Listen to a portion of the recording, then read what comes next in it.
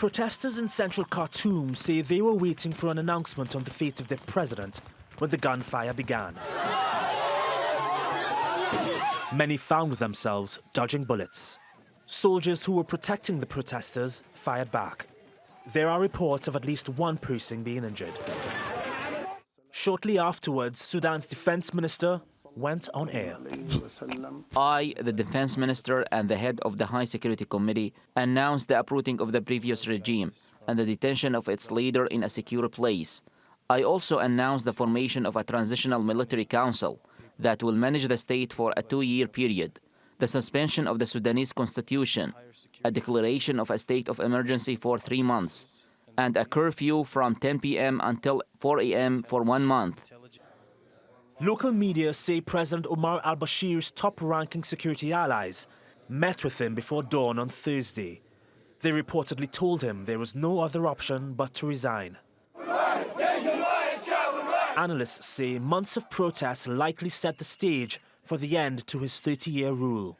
It's actually been 4 months of pressure, 4 months of daily protests across the country, where the Sudanese people and around the world have been demanding their rights and for the president to step down.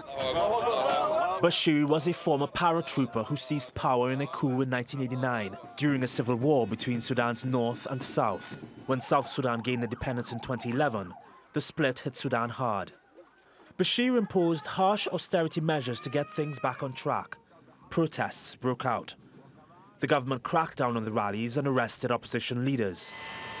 But Bashir was a controversial figure in Sudanese and African politics long before those initial demonstrations. He's accused of genocide in the 2003 Darfur conflict, when hundreds of thousands of people were killed. And the US added his government to its list of state sponsors of terrorism. Protests broke out again in December.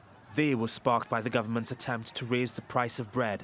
And on Tuesday, clashes between intelligence personnel and soldiers trying to protect the protesters killed 11 people.